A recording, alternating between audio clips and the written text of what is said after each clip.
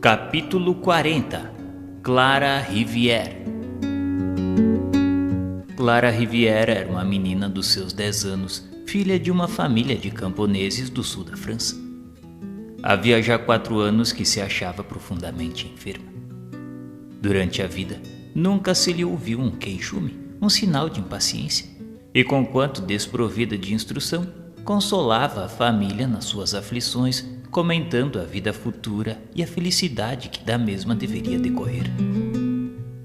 Desencarnou em setembro de 1862, após 4 dias de convulsivas torturas, durante as quais não cessava de orar. Não temo a morte, dizia, por isso que depois dela me está reservada uma vida feliz. A seu pai que chorava, dizia: consola-te, papai, porque virei visitar-te. Sinto que a hora se aproxima, mas quando ela chegar, saberei prevenir-te.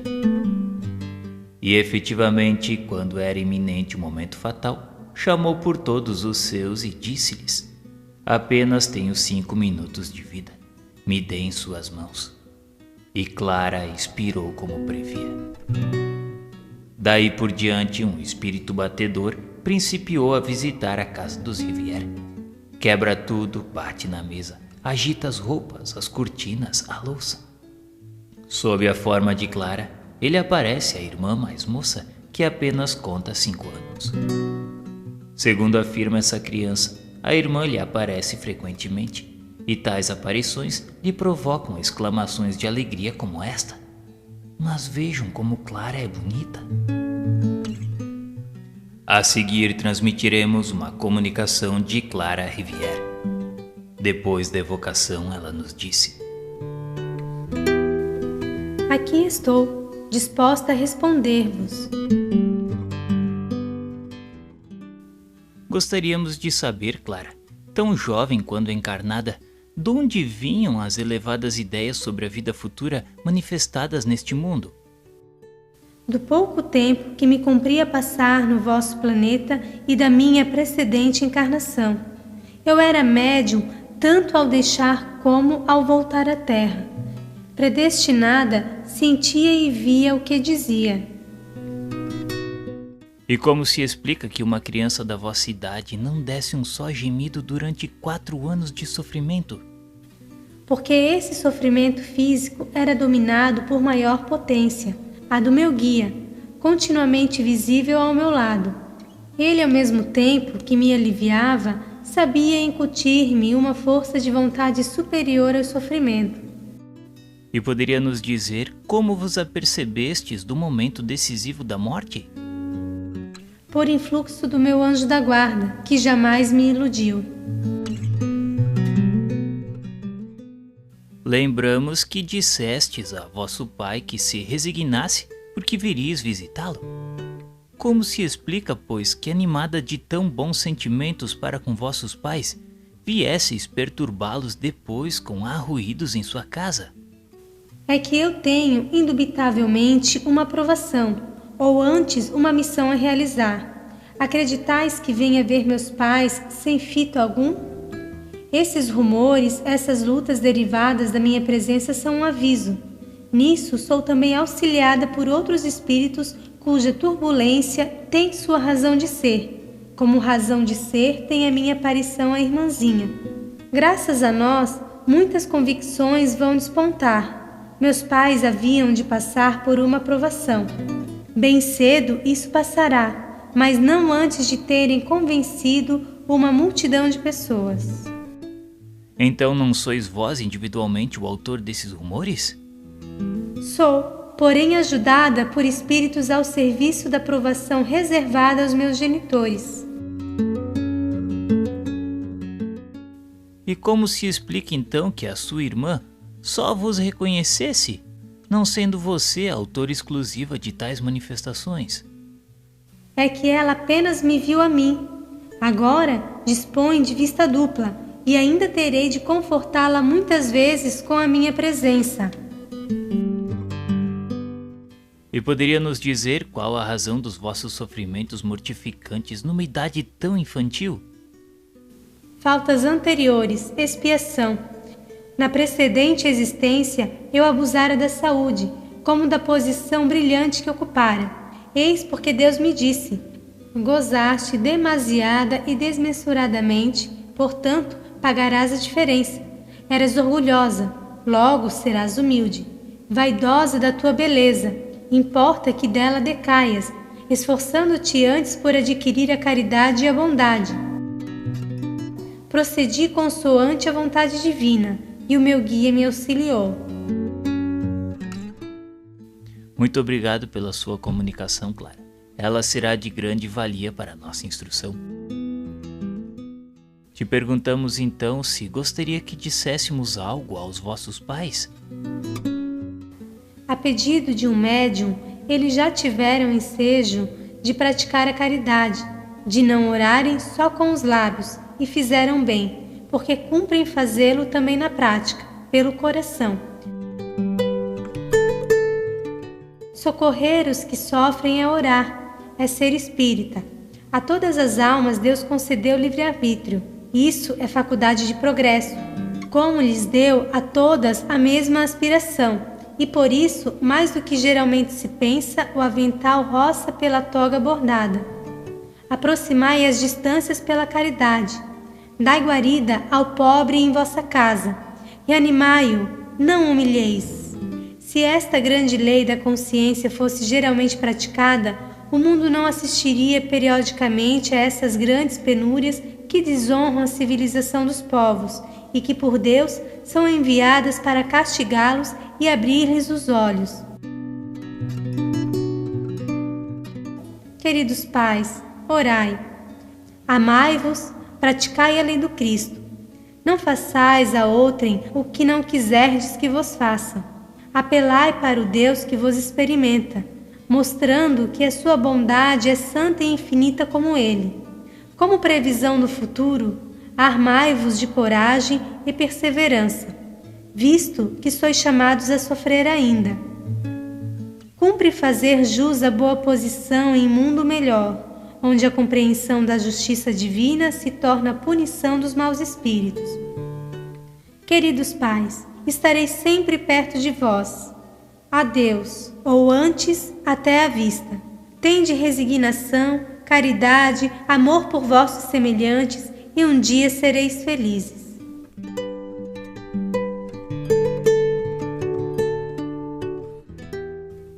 Nota: quando Clara nos diz, mais do que geralmente se pensa, o avental roça pela toga bordada, essa imagem belíssima é uma alusão aos espíritos que, de uma outra existência, passam de brilhantes a humílimas condições, espiando muitas vezes o abuso em relação aos dons que Deus lhes concedeu. É uma justiça essa que está ao alcance de todos. Profundo pensamento é também esse que atribui as calamidades coletivas à infração das leis divinas, porque Deus castiga os povos tanto quanto os indivíduos. Realmente, pela prática da caridade, as guerras e as misérias acabariam por ser eliminadas. Pois bem, a prática dessa lei conduz ao Espiritismo, e quem sabe será essa a razão de ter ele tantos e tão acérrimos inimigos? Perguntamos então se as exortações desta filha aos seus pais serão acaso as de um demônio?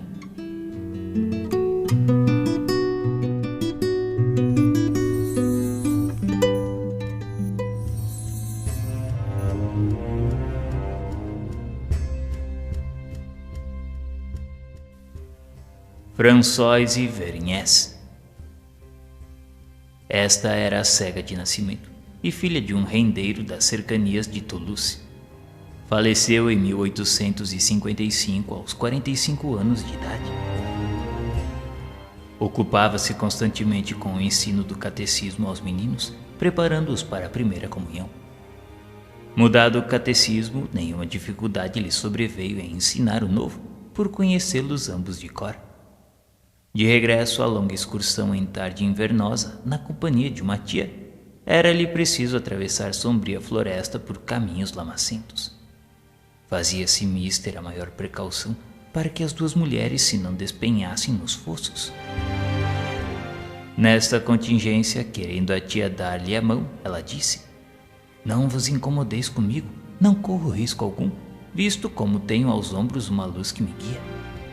Segui-me, pois, que serei eu a conduzir-vos. Assim terminaram a jornada sem acidente, conduzindo à cega a tia que tinha bons olhos. Paris, maio de 1865. Depois da evocação, perguntamos se ela poderia dizer que luz era aquela a guiá-la naquela noite trevosa. Era o seu anjo da guarda, e estava admirada de perguntarmos aquilo, pois nós que estávamos sempre em relação com os espíritos, não deveríamos nos admirar com aquele fato. Lhe dissemos que era também aquela a nossa opinião e desejávamos apenas confirmá-la. Perguntamos-lhe se ela saberia quem era naquela ocasião o anjo bom que a conduzia. Não sabia, apesar de acreditar na intervenção do céu. Havia orado por muito tempo ao Pai Celestial para se apiedar daquela pobre cega, não obstante reconhecer a cegueira como justa punição. Aqueles que pecam pelos olhos, por eles devem ser punidos, e assim deve suceder quanto a todas as outras faculdades que levam o homem ao abuso. Aconselhou-nos François a não procurar nos inúmeros sofrimentos humanos outra causa que não fosse a própria e natural expiação. E esta, contudo, só é meritória quando suportada com humildade, podendo ser suavizada por meio da prece, pela atração de influências espirituais que, protegendo os réus da penitenciária humana, lhes infundam esperança e conforto. Uma de suas atribuições de benevolência durante toda a sua vida foi dedicada ao ensino do catecismo às crianças pobres. Perguntamos então se ela teve dificuldades em adquirir os conhecimentos do catecismo quando este foi mudado. François humildemente nos disse que os cegos têm outros sentidos que são duplos, funcionam duplamente, se assim poderia dizer, e a observação não é uma das menores faculdades da sua natureza. A memória lhes é qual armário, onde se colocam coordenados e para sempre os ensinos referentes às suas aptidões e tendências. E porque nada do exterior pode perturbar esta faculdade, o seu desenvolvimento pode ser notável pela educação. Quanto a ela, confessou que agradecia a Deus o haver concedido que tal faculdade lhe permitisse preencher a missão que levava junto daquelas crianças e que constituía também uma reparação do seu mau exemplo que lhe dera em anterior existência. Tudo é assunto sério para os espíritas. Basta para afirmá-lo olhar ao derredor deles. François disse que os seus ensinos lhe seriam porventuras mais úteis do que se deixassem levar pelas sutilezas filosóficas de certos espíritos que se divertem com lisonjear-lhes o orgulho em frases tão bombásticas quão vazias de sentido. Confidenciamos a ela que, pela sua conduta terrena, tivemos uma prova do seu adiantamento moral, e agora, pela sua linguagem, temos a de que esse adiantamento também foi intelectual. E ela humildemente nos disse que muito lhe restava por adquirir. Há, porém, muita gente que na terra passa por ignorante só porque tem inteligência embotada pela expiação. Com a morte se rasga o véu, e frequentemente os ignorantes são mais instruídos do que os desdenhosos da sua ignorância. Dessa forma, não podemos acreditar que o orgulho seja a pedra de toque para o conhecimento dos homens. Todos os que possuírem coração acessível à lisonja, demasiado confiante na sua ciência, estão no mau caminho. Em geral, são hipócritas e, portanto, desconfiai deles. François finalizou a comunicação com estas palavras: Sede humildes qual foi o Cristo, e como ele, com amor, carregai a vossa cruz, a fim de subirdes ao reino dos céus.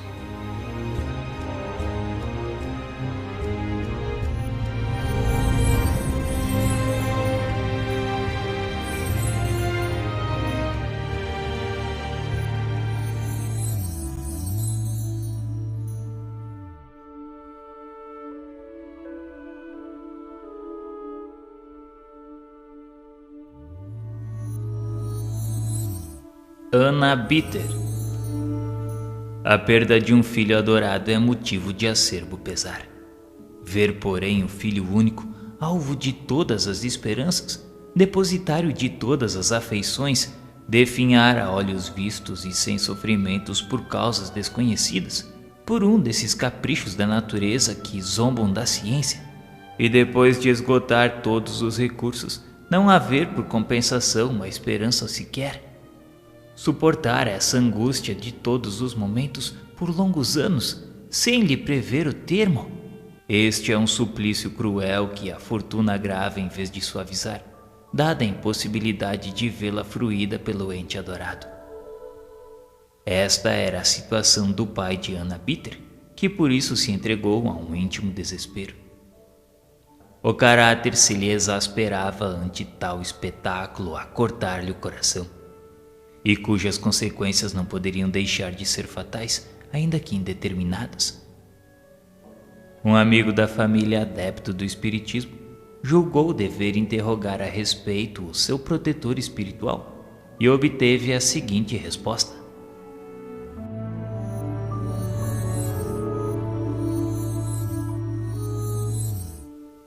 muito desejo explicar-te o caso que ora te preocupa, mesmo porque sei que a mim não recorres por curiosidade indiscreta, mas pelo interesse que te merece aquela pobre criança, e ainda porque, crente na justiça divina, tu só terás a ganhar com isso. Todos os que acarretam sobre si a justiça do Senhor devem curvar a fronte sem maldições nem revoltas, porque não há castigo sem causa. A pobre criança cuja sentença de morte fora suspensa por Deus, em breve deverá regressar ao nosso meio, visto como mereceu a divina compaixão. Quanto ao seu pai, esse homem infeliz tem de ser punido na sua única afeição mundana, visto haver zombado da confiança e dos sentimentos de quantos o rodeiam. Por momentos o seu arrependimento tocou o Onipotente, e a morte sustou o golpe sobre o ente que lhe é tão caro. Mas para logo veio a revolta, e o castigo sempre acompanha a revolta. Em tais condições, é felicidade ainda o ser punido nesse mundo.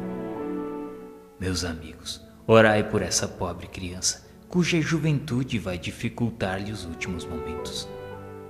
Nesse ser a seiva é tão abundante que, apesar do seu depauperamento orgânico, a alma terá dificuldade em se lhe desprender. Orai, mais tarde ela também vos auxiliará e consolará, visto que o seu espírito é mais adiantado do que os que a rodeiam. Para que seu desprendimento seja auxiliado, coube-me como graça especial do Senhor o poder orientar-vos a respeito. Nota: depois de haver expiado o insulamento, morreu o pai da Anna Bitter. A seguir damos de uma e outro as primeiras comunicações imediatas às respectivas desencarnações. A primeira comunicação é da filha que nos diz: obrigado, meu amigo, a vossa intercessão por esta criança, bem como por terdes seguido os conselhos do vosso bom guia.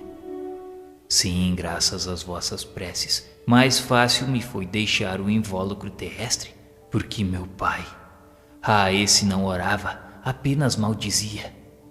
Entretanto, não lhe quero mal por isso, era consequência da grande ternura que me votava. A Deus rogo que lhe conceda luzes antes de morrer, e quanto a mim, o incito e animo, porque me assiste a missão de suavizar-lhe os últimos momentos. Vezes há nas quais parece que um raio de luz divina baixa até ele e o comove. Contudo, isso não passa de fugaz clarão, que para logo deixa entregue às primitivas ideias. Tem ele consigo um germe de fé, mas tão sufocada pelos mundanos interesses que só poderá vingar por meio de novas e mais cruéis provações. Pelo que me diz respeito, apenas cumpria suportar um resto de prova, de expiação, e assim é que ela não foi nem muito dolorosa e nem muito difícil. A minha singular enfermidade não acarretava sofrimentos. Eu era como que instrumento da provação de meu pai, o qual, por me ver em tal estado, sofria mais do que eu mesmo. Além disso, eu tinha resignação e ele não. Hoje sou recompensado. Deus graciosamente abreviou minha estada na terra, o que aliás lhe agradeço. Feliz entre os bons espíritos que me cercam, todos cumprimos satisfeitos as nossas obrigações, mesmo porque a inatividade seria um cruel suplício.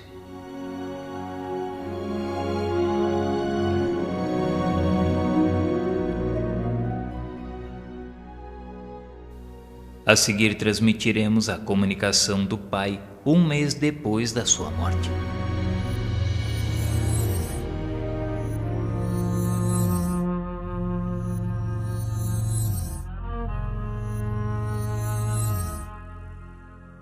Evocando-vos, temos por fim nos informarmos da vossa situação no mundo dos espíritos e ser-vos úteis na medida das nossas forças.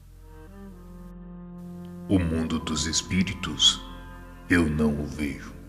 O que vejo são homens conhecidos que comigo não se preocupam e tampouco me deploram a sorte, antes parecendo-me contentes de se verem livres de mim.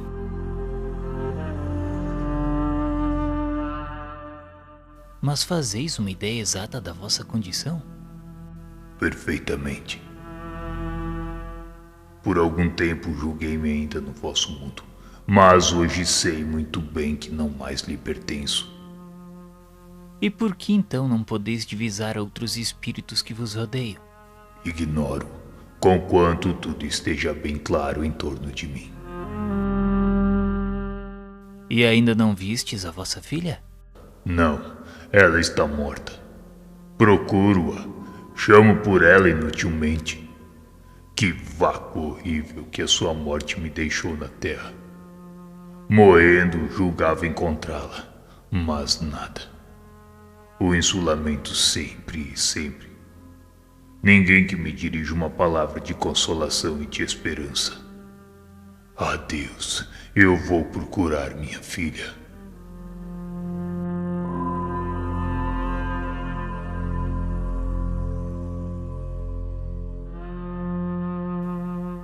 Nota do Guia do Médium. Este homem não era ateu e nem materialista, mas daqueles que creem vagamente sem se preocuparem de Deus e do futuro, empolgados como são pelos interesses terrenos. Profundamente egoísta, tudo sacrificaria para salvar a filha. Mas também sem o mínimo escrúpulo, sacrificaria os interesses de terceiros em seu proveito pessoal. Por ninguém se interessava além da sua filha. Deus o puniu da forma como o vistes, arrebatando-lhe da terra a consolação única. E como ele se não arrependesse, o sequestro subsiste no mundo espiritual. Não se interessando por ninguém aí, também aqui ninguém por ele se interessa. Permanece só, insulado, abandonado, e nisso consiste a sua punição. Mas perguntamos, que faz ele em tal conjunturas? Dirige-se a Deus? Arrepende-se? Não, murmura sempre, blasfema até, faz em uma palavra o que fazia na terra. Por isso, meus irmãos, ajudai-o, pois pela prece como pelo conselho, a desanuviar-se da sua cegueira.